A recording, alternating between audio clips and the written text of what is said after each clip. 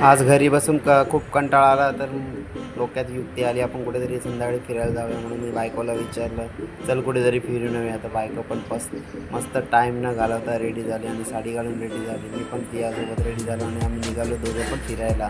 संध्याकाळी मस्त थंड थंड हवेत लिफ्टमध्ये बसून आम्ही आता खाली चाललो. मी मस्त बाईक काढली आता, बायकोला सोबत घेऊन आता आम्ही जात आहे ईशला डोंबिवलीला गणपती मंदिरामध्ये. आज मारुती गणपती हनुमान जयंती आहे, त्यामुळे हे आमच्या घराजवळच एक मंदिर आहे, ते भंडारा आहे. रात्री आम्ही रिटर्न इथे जेवायला येणार आहोत. आता चाललो आम्ही ईशला हनुमान मंदिरात. मस्त ब्रिजवर तर थंड थंड हवा घेत आम्ही दोघं पण प्रवास करत जात आहे आणि लवकरच आता आम्ही पोचत आहे हनुमान मंदिरामध्ये.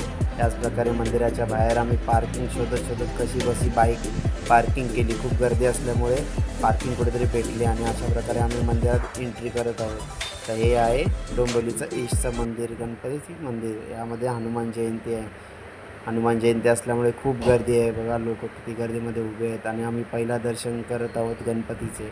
आता पहिलं दर्शन गणपतीचं होणार आहे. आता इथेच आम्हाला प्रसाद पण भेटलेला आहे. त्या प्रसादमध्ये आम्हाला बुंदी भेटलेली आहे. तर अशा प्रकारे बुंदी खाऊन आम्ही पुढे शंकर महादेवाचे दर्शन घेतले. त्यानंतर दत्त मंदिराचं घेतल्यानंतर काळभैरव विठ्ठल रखुमाईचे घेतले. त्यानंतर राम लक्ष्मणचे सीताचे दर्शन घेतले आणि त्यानंतर तुम्ही बघू शकता हनुमान मंदिराजवळ एवढ्या प्रकारे कशी गर्दी आहे, लोकांनी लाईन लावलेली आहे.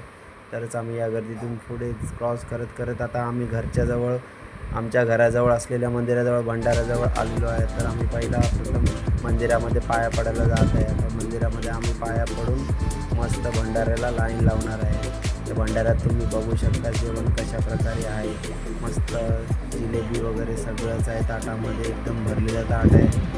बघू शकता तुम्ही बटाट्याची भाजी. अशा प्रकारे सगळे भंडाऱ्याला बसले आहे जेवायला. बायको पण मस्त दाबून जेवत आहे, मी पण मस्त तिच्यासोबत जेवत आहे. अशा प्रकारे आमचा मस्त भंडाऱ्याचा प्रोग्राम आटपलेला आहे. चला तर बाय बाय.